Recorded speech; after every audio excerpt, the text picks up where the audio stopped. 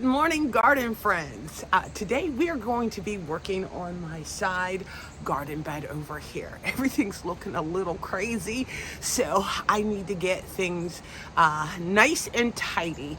And I'm trying to get this done before the sun gets up over in that area, so it's nice and early today. So come along with me while I go ahead and show you the area that I'm going to be working on to get nice and tidy. Forsythia is looking kind of crazy, so I'm going to get that trimmed up. Well, actually Kevin's going to do it for me, getting the Forsythia tree trimmed down. I'm going to go ahead and get in here and get these guys trimmed back. My Spirea, I'm gonna go ahead and clip back the hydrangea, and just get this just a little bit more manicured looking. So now this is the other area that I'm gonna get cleared up. My lantana there has gotten extremely large, and it's blocking a lot of my Woodland Phlox that I have in here. So I'm gonna go ahead and get that trimmed back, any of the dead stuff cut back also. All right, so Kevin's getting started on the Forsythia, just getting it trimmed up. I just don't like that crazy jungle look to it, and for it to have more of a manicured look to it. All right, so I'm just going to get all the dead stuff off of here. Be aware of, new growth to make sure that I'm not cutting off any possible blooms that will be here next year, but I just want this to look nice and clean.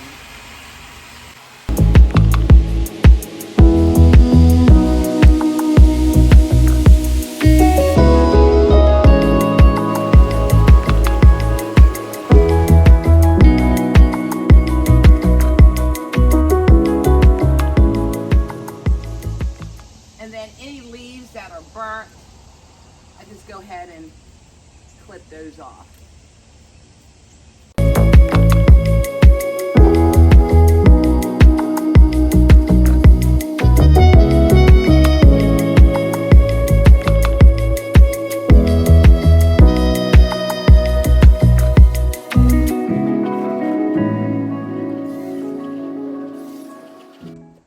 All right, so that ends up looking nice and clean. My lantana is doing well, so I don't have to do anything with that.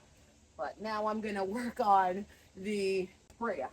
I'm gonna get this a hard cut back, because I will end up getting another flush before the season is over.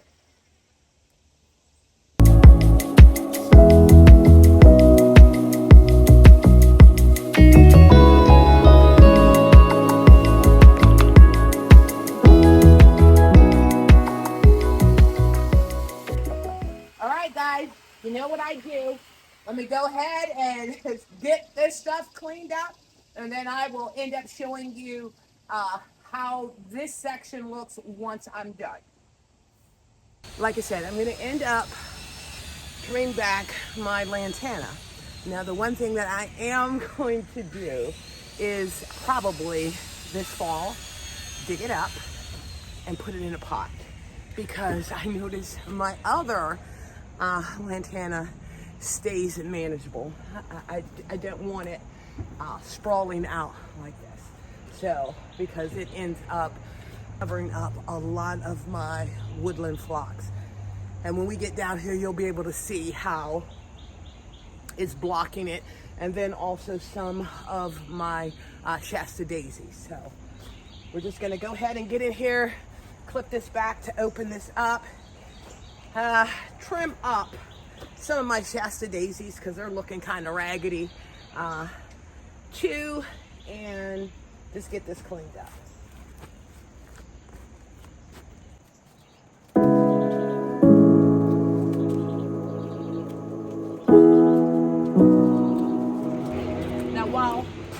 these guys do have, you know, flowers and buds on it.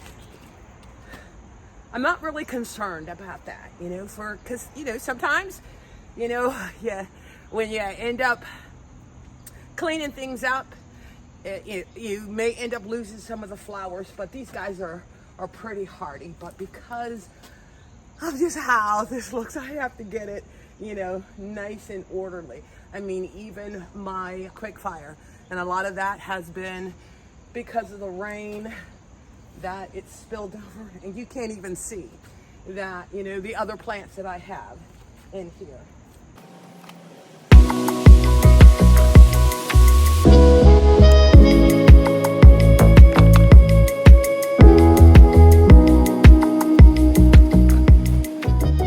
Okay guys, you know how I do. I'm gonna go ahead, get this cleaned up, and then I'll do a complete walkthrough of what we've gotten done, because I'm also in my flower boxes gonna be planting probably some mums in there. All right guys, I am like all done. So let's start with the Forsythia area first, because it's just amazing how just trimming that shrub looks so nice. So let's check out the Forsythia. And I so love having my Forsythia looking nice and trimmed. So let's just go up here and look at this bed. All right, so I got all of my leaves that were on my peonies, you know, the ones that look bad, trimmed off, because like I said, I like the greenery. I have moved some tickseed that I had in the boxes that were by the gazebo, popped in that I had in the vegetable garden, because we're actually going to be doing a project in the vegetable garden. And then I planted 2 of my speedwells that I got from Proven Winners Direct, trimmed down my asters here. And then this is where I planted my hyssop that I had over in the front garden bed. And then this version of hyssop that I got from Proven Winners. I think that combination is going to look so very nice. And then for a pop of color, like I said, I'm not a big fan of mums, but I thought that that would look very pretty to bring in the fall, and it's only 2 of them, so I think I can manage those 2 in each of the window boxes. My Spirea is all nicely trimmed down, and like I said, these guys are so hardy. Being able to get these guys, oh look who's on there.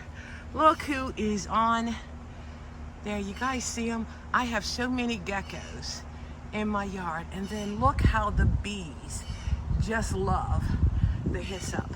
I moved them over here and they definitely ended up following them.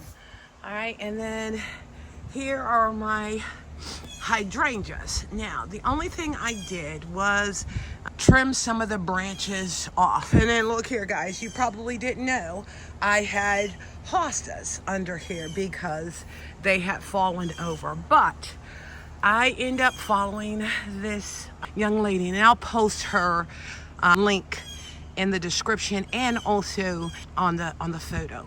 Okay, so you see how these branches are. That's a pretty thick branch, and she was saying what she does is she cuts them off here so that the stems are nice and strong so that they don't end up tipping over. But as you can see, I did this to myself. You know, I figured if I left the little branches on, they would grow to be really strong and help support the big blooms. Well, nope. I won't do that again. So that is something that I'm gonna be doing when I go ahead and prune these guys. Same thing with the limelights. They just toppled all over each other. That's why there's just so much brown on here. But I got some really nice strong branches in here. And you know, the one thing I tried to do was stake it up, tie it up, and I wasn't happy with it. So I just left it the way it is. But then, like I said, when I go to prune these guys, all of those spindly branches are getting cut off, and I am going to be focusing only on the really thick branches in here that have the 3-prong stem on it. And then my other Spirea, like I said, I just so love these guys because they are so resilient.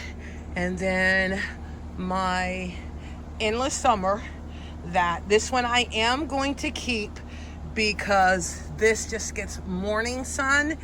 And then my lantana looks really good. And when we go over to the other bed, you'll understand why. You know, I'm gonna want to put them in the pot because I like this. I don't like them getting way too big. So let's go over to the other area that I worked on. All right, doesn't that just look so much better? And you see, I clipped the lantana down. And like I said, I have a really big pot like the one that the other one is in that I think I'm going to end up putting that one in a pot, but was able to get my Woodland Phlox cleaned up. And you know, these guys end up blooming, you know, until frost, as long as I keep them cut down, because that one right there in the front I had cut down and it got all new shoots on it. I cleaned up my Shasta, yeah, those are Shasta daisies there, but those are the ones that get really tall. And then the container there, that has my Yucca cherry bush in it.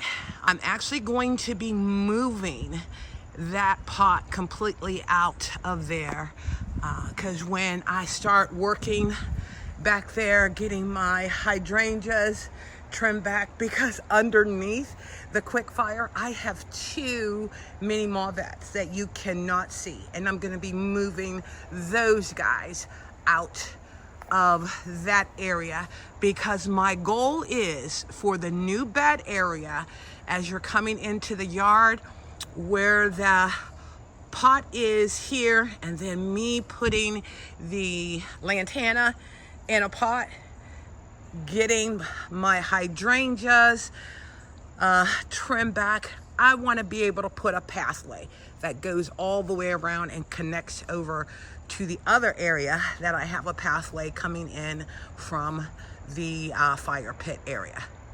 All right, guys, I hope you enjoyed seeing the new plants that I ended up putting into the garden bed, and then also the cleaning up. And this is the thing.